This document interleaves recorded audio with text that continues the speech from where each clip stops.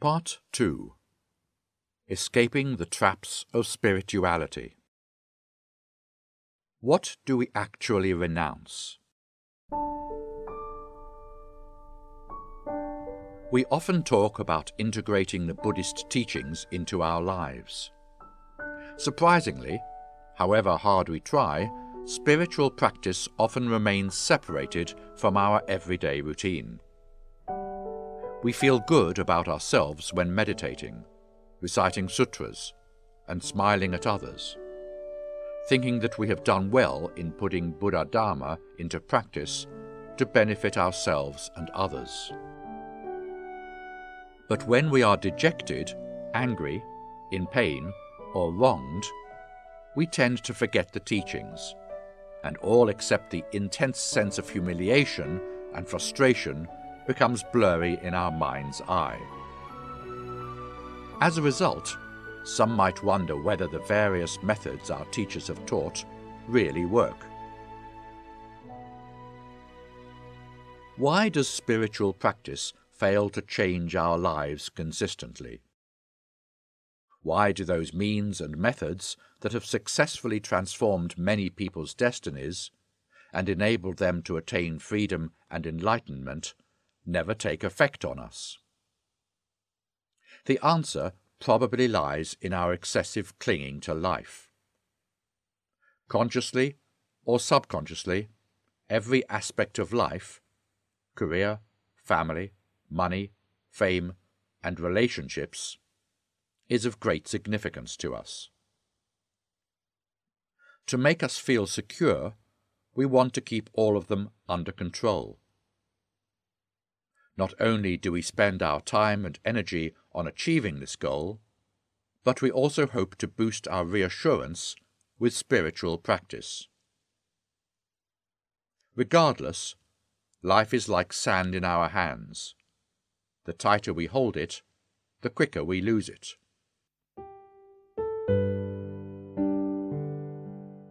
Spiritual practice loses its true purpose if it is only intended to fortify our egos and to give us extra assurance.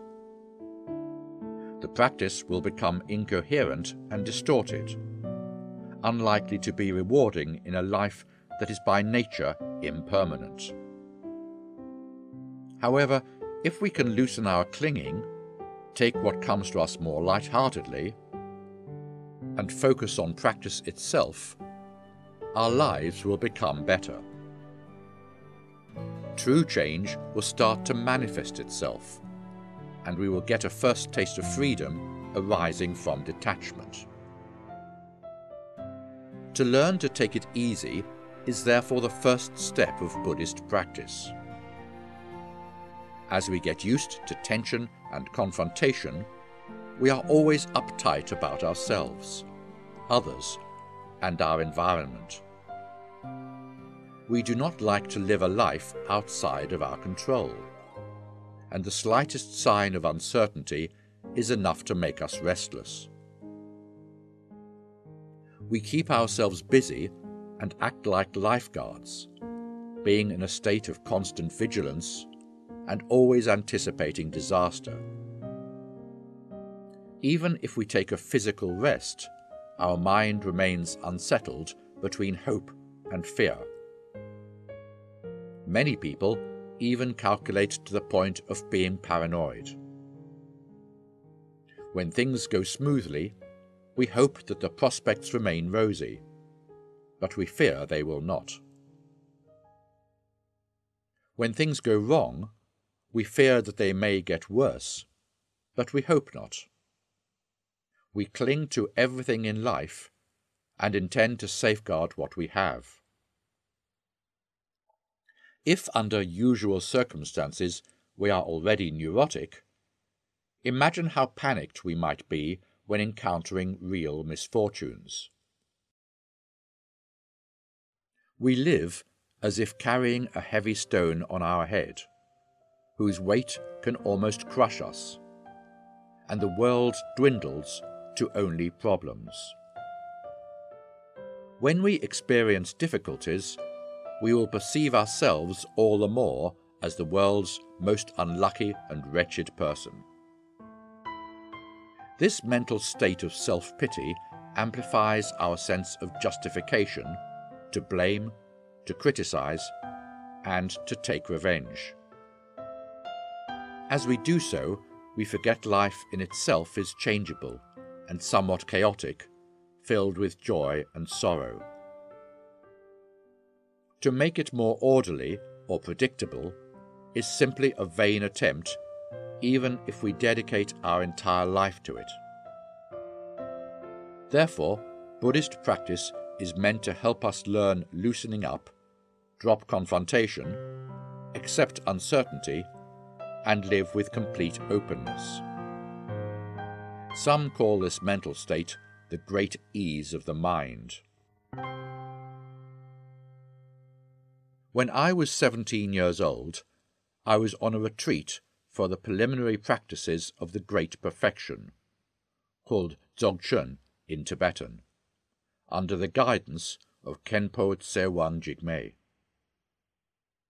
Both excited and nervous, I meditated in my small room day and night without sleep. Initially, it went well, but soon obstacles arose when I started to meditate on the impermanence of life. Sitting in the same posture for quite some time, my body became tense and rigid. Contemplating impermanence also depressed me. Both my physical and mental states were not conducive to mental clarity, and signs of spiritual progress failed to emerge. I was both mortified and anxious. One day, in a daze, I went out of my room aimlessly, despite being in retreat, hoping to ease my anxiety. When Khenpo Tsewang Jigme heard about it, he called me over. "My boy," he said, "you should open the window and simply gaze into the vast, tranquil sky. Try to relax yourself as much as possible while doing so. Let your mind slowly dissolve into the sky and just rest there." I did accordingly, and was soon out of the quandary, experiencing at last the absolute nature of the mind as clear and vast as the sky after rain. Khenpo Tsewang Jigme's precious teaching has accompanied me ever since. Be relaxed and stay open, neither chasing thoughts nor anticipating any result, but simply being aware. This is indeed the most important Buddhist practice. More than 2,500 years ago, when he looked up and saw the morning star, the Buddha Shakyamuni attained complete enlightenment under the Bodhi tree where he meditated. After his awakening, the first words he uttered were that all sentient beings possess an innate mind of perfect bodhicitta. However greedy, ruthless, treacherous, or ignorant we have been, it is always with us and will never diminish. The practice is not for us to achieve or prove anything. Rather, it puts us at ease, enabling us to slowly and subtly get in touch with our innate mind. It has been hard for us to see the innermost mind, as our usual way of living pulls us away from it. Many behaviors, especially the mental habits such as hope, fear, tension, aggression, complacence, irresponsibility, and self-righteousness, lead us to repeatedly fall into a trap. In order to get out of this mental trap, we have to change our behaviors through practice, slowly but surely. Desire for comfort and aversion to misery are perhaps what is ingrained most deeply in people's minds. This mental habit is not a problem in itself, just as our aspirations to be freed from suffering and to seek liberation are some of its manifestations. The real problem is that many of us are obsessed with it. Even slight discomfort will drive us to look for solace without giving ourselves room to experience. We turn on heating if cold, air conditioning if hot. We are addicted to driving, rarely walking around under the sun or in the rain. In the process of looking for material comfort, we miss the experience of the seasons and their joy, and we become weaker and more touchy. Sometimes this mental attitude is termed self-indulgence, which is usually associated with luxury and extravagance. But the truth is that everyone, albeit to a lesser extent for some, is inclined to experience this, as it is an expedient way to evade anxiety.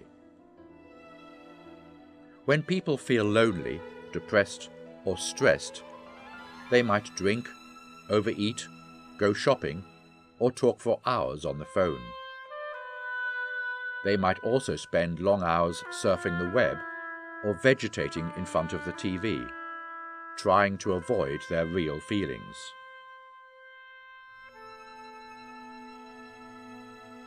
Doing so, in turn, results in a host of new problems.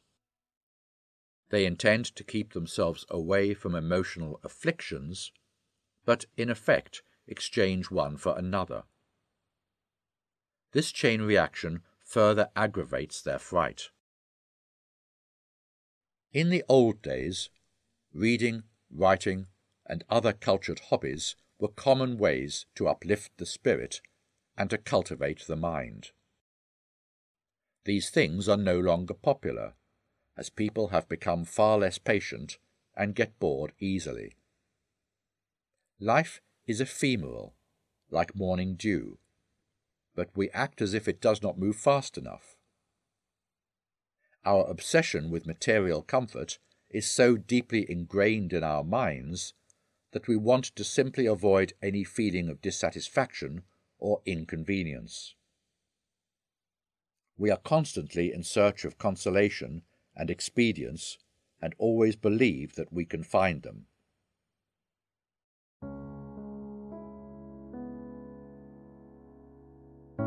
Many people thus blame material prosperity for the increasing sense of dissatisfaction, inner hollowness, and other emotional problems they experience in modern life. But this is not necessarily true. To some extent, material things have influence over people. But ultimately, it is our own mind that plays the pivotal role.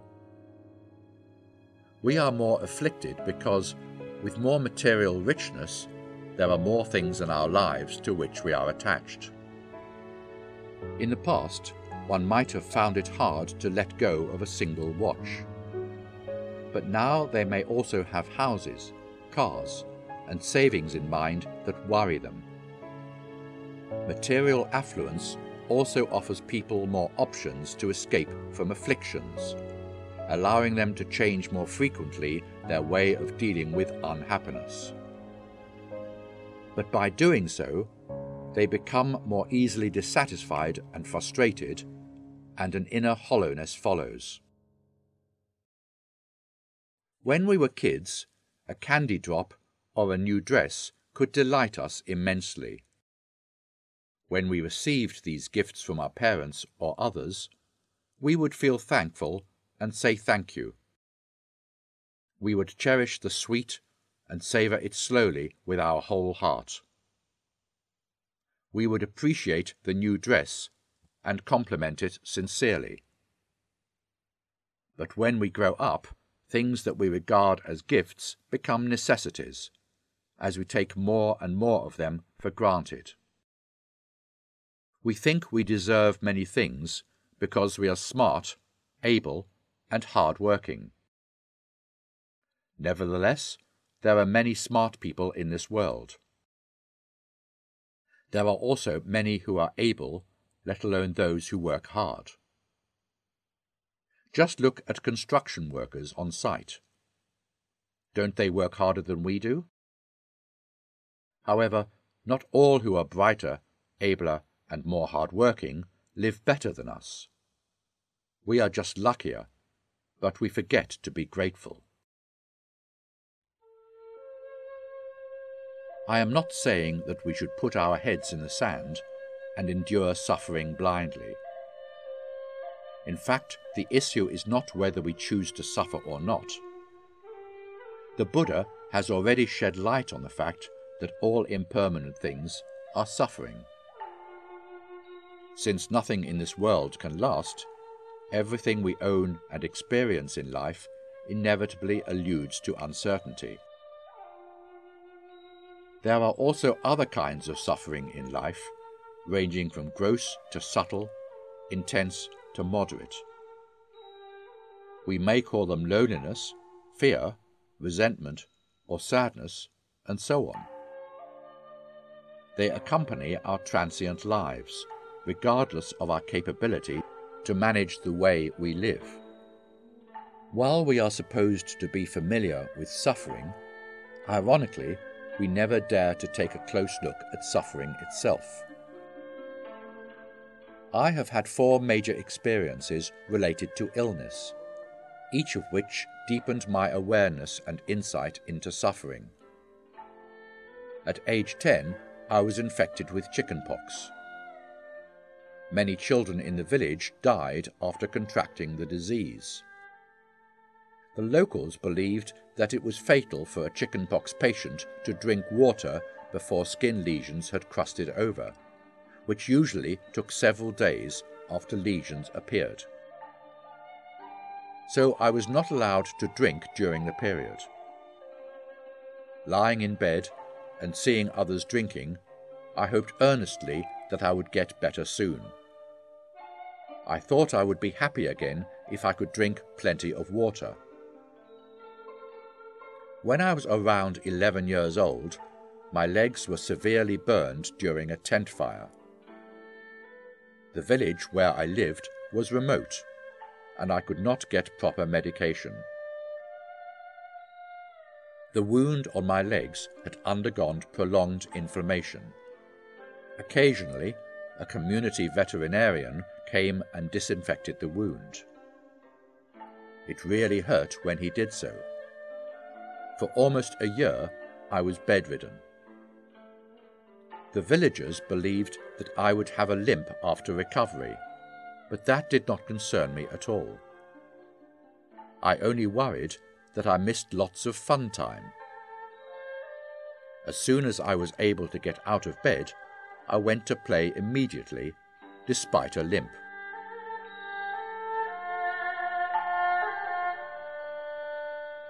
When I was 18 years old, I was a guest student at the Dzogchen Sri Singha Institute and became quite frail due to malnutrition and exhaustion. Consequently, I suffered from acute stomach inflammation and was bedridden for almost 2 weeks without any sign of recovery.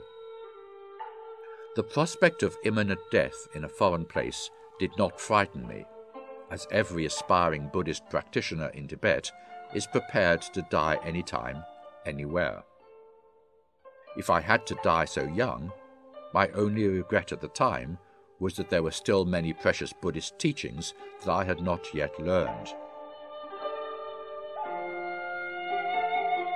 In 1990, at age 27, a major heart attack brought me to the brink of death and caused me to spend months in intensive care. It has since left me with chronic heart disease and painful recurrences. The illness has nonetheless lent me a helpful hand in comprehending life's fragility and fleetingness, and it also has helped me to generate renunciation and compassion. Death can catch us at any moment, leaving us no choice but to depart. Being seriously ill has enabled me to understand the suffering of others.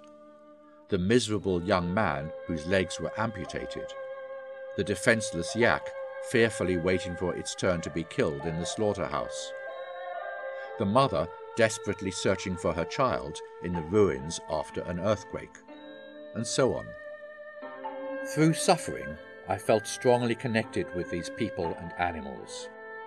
What I experienced was essentially the same as they did. My 4 major encounters with illness somehow represent 4 kinds of attitude when people face suffering. Some hope suffering to end as soon as possible so that they will live happily thereafter. Some try to make the best out of life by having fun while at the same time enduring suffering. Some are not fearful of suffering, but suffering becomes a hindrance to their spiritual quest. And some embrace suffering and transform it into opportunities that lead to spiritual liberation.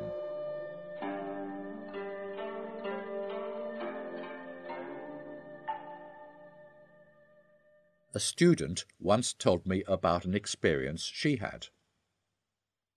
Someone once took advantage of her and badly hurt her.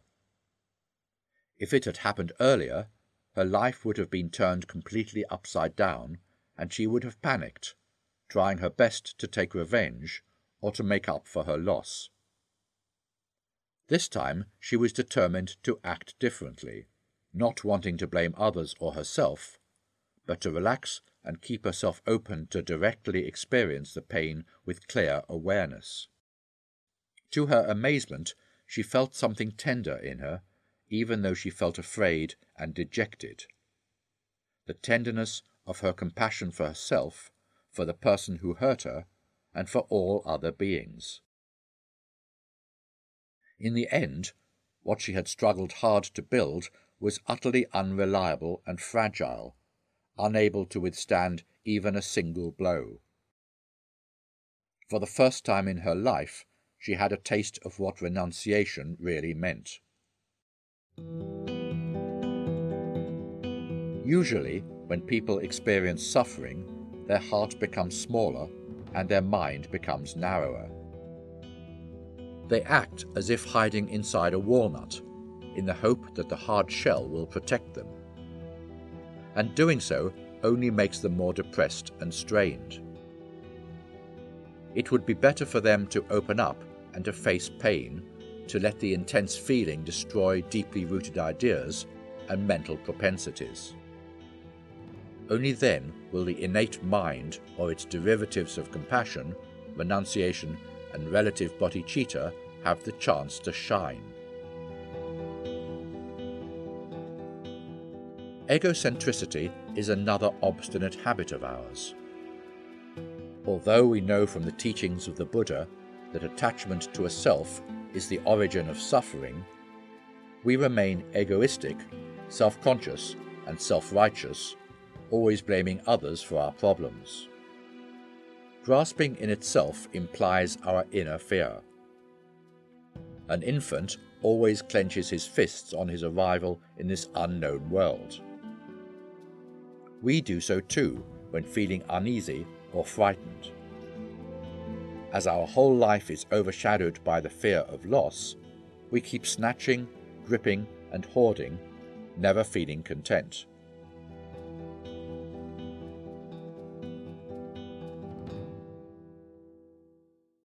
The Buddha teaches us to practice generosity and through giving to alleviate our sense of deprivation. If someone needs food and we have food, we should give it to them. If someone needs clothes, medicine, money, consolation, and care, and we are able to give, we should help. There was once a child who went to the Buddha for a present. The Buddha said to him, "If you say, 'I do not want it,' I will give you a present." The child, afraid of getting nothing if he said so, did not obey. But the Buddha insisted. After several rounds of going back and forth, the child finally conceded to the Buddha, albeit reluctantly, and he got what he wanted. Later, the Buddha said to his disciples, "This boy has been miserly over many lives." He had never even said, "I do not want it," let alone let go of anything. By having said so today, he has planted a seed of giving and relinquishing for potential liberation. Hold or relinquish, it seems like a serious choice. Yet in reality, it is not up to us to pick and choose. Willingly or not, our entire life is dominated by loss. Youth, joy, tears, success, failure, love, hatred, and even the entire world will eventually leave us. The key of giving is not about how much help we can offer to others, but about learning to let go of our own clinging. Over time, our bodily actions can influence our frame of mind. Generally speaking, to let go is relatively easy for those who are generous. A thief once asked a master how to attain liberation. The master asked whether he had any special skill. The thief thought for a while and said that he could do nothing but steal. "Great," the master replied. "Just steal a self from yourself, and you will attain liberation." Take a look at yourself. If you look carefully, you will see you have already lost so much, and many things once deemed indispensable to your life are no longer there. But you are still alive, still able to experience life joy and wonder. Suddenly, you will find that you have nothing to lose right from the start. We regard ourselves as experienced and knowledgeable about everything. But most of the time, we see the world through conceptualization and association. White is perceived as purity. Roses are romance. Beach is holiday. Raining is having no taxi. Thoughts induced by association play a more important role than the specific object that induces such association. To see and to know the world through a broader perspective requires both courage and forbearance. However, we are obstinate and lazy, either induced by self-righteousness or the other way around. And we believe this shows our passion and affirmation for life. Whenever we see something, our first reaction is to judge, right or wrong, beneficial or harmful, agree or disagree. Then we start to make comments like a chatty commentator. This tendency to rush to a judgment, together with our biased perspective, prevents us from seeing things clearly. One of my students told me about an experiment in which he participated during an executive training course, meant to highlight the power of selective attention. They were shown a video of a team of people wearing black and a team wearing white, and were asked to count the number of times the white team passed a basketball among them. Having watched the video attentively, all the students were able to count the white team's passes. Then the lecturer smiled, asking whether any of them noticed a gorilla. What? A gorilla? No one in the class had spotted it, and they were sure there wasn't one. The lecturer then played the video again. This time, they no longer directed their attention to the people in white passing the ball, but instead really watched the entire video. Indeed, a person wearing a gorilla suit and mask walked in and even did some karate moves in the middle of the group for a while before leaving. Everybody saw it this time. Isn't this an interesting experiment? We think of ourselves as sharp, observant, and discerning, but we only see what we want to see and hear what we want to hear, instead of what we can see and hear.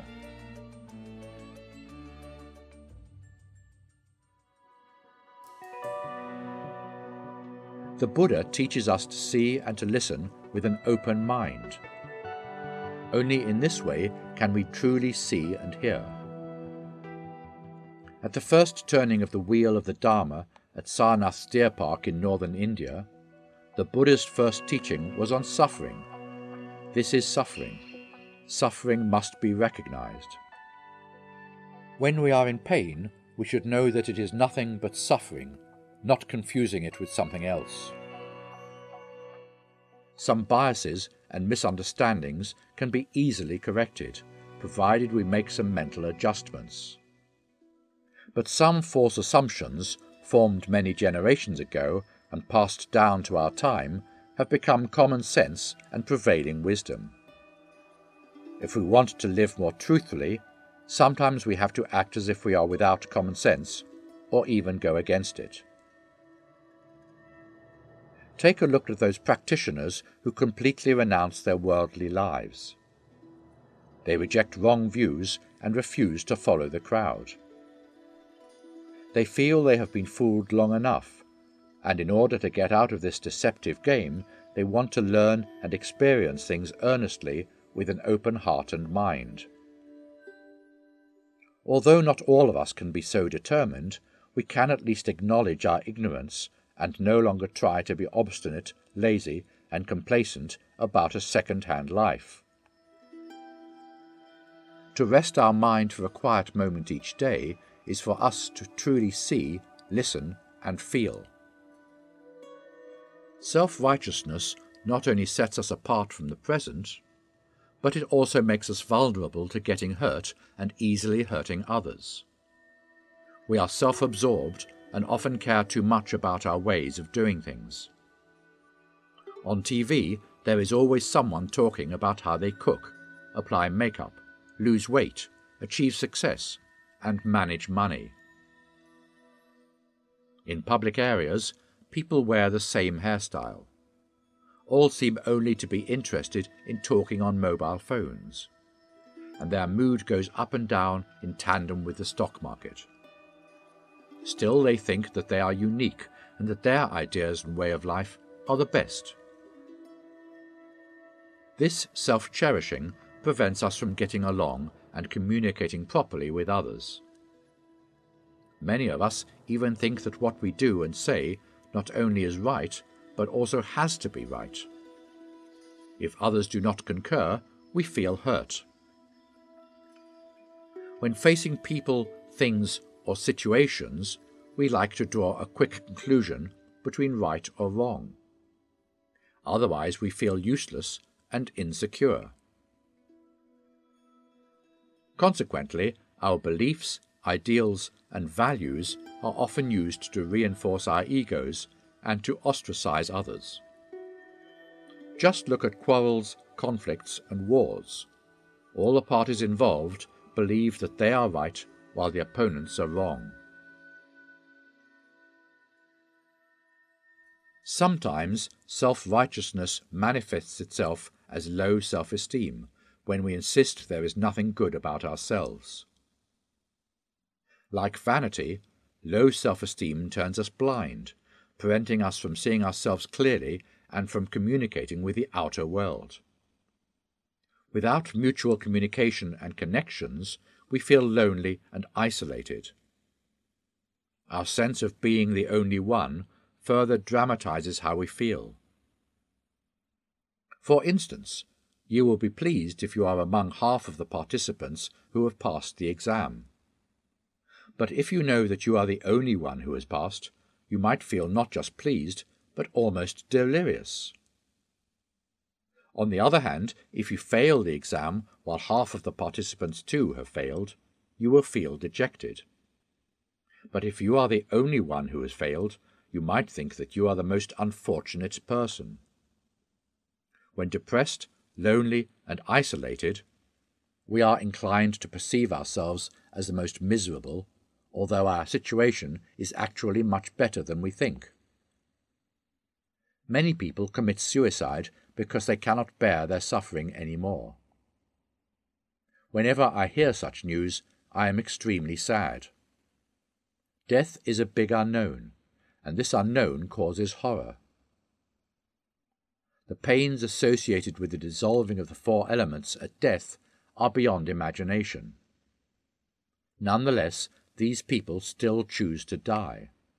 They must have suffered more than they could bear before suicide. Suffering is universal, and it is not just the experience of a handful of people. There is no such thing as fate that tries to be your enemy, beat you down, and abandon you. Your experience is what all sentient beings have to go through. Therefore, you are not abandoned, and you should take it easy and learn to understand suffering through your own experience. You can learn to let go of your worries, self-pity, and judgment, and get out of the self-invented circle of right or wrong, and able or unable about yourself. You can step outside and appreciate the beauty of flowers and the freshness of the morning breeze. Although your pain might still be there and intense, it will no longer suffocate you and drive you to despair, for your heart has been opened. For some of you, the sense of grievance, powerlessness, regret, shame, fear, or frustration is too real and intense to let go, even if you want to learn detachment. If so, you do not have to drop anything in a hurry. You are already so unhappy. There is no need to make your life more difficult. What a big heart you need to have in order to bear so much worry and sorrow. So why not give yourself a minute to close your eyes and imagine? Your heart is getting even bigger. It is resilient. Slowly it holds you with tenderness. Then it expands to embrace the whole room, the yard, streets, passers-by, bridges, cities, rivers, mountains, the sky, the sun and the moon, and the stars. Concentrate on that feeling of openness that seems to stretch infinitely. When you open your eyes again, you might feel better. Ostensibly, we refuse to communicate because we think others do not understand us. In reality, we are projecting our own thoughts onto others. Our liking and disliking of others are simply a reflection of our mental attitudes toward ourselves. You do not want to understand others at all, so you think others will not understand you. You are fearful of becoming poor, so you hate to see the poor. You do not want to face shallowness, narrowness, and coldness in you, so you disdain others' shallowness, narrowness, and coldness. Therefore, we will not accept ourselves until we start to accept others. In order to train this mental openness, some practitioners intentionally keep company with difficult people. When India's Atisha came to Tibet, he took with him an ill-tempered and cantankerous man as his attendant, afraid the Tibetans were too kind and gentle to be the object of his mind training.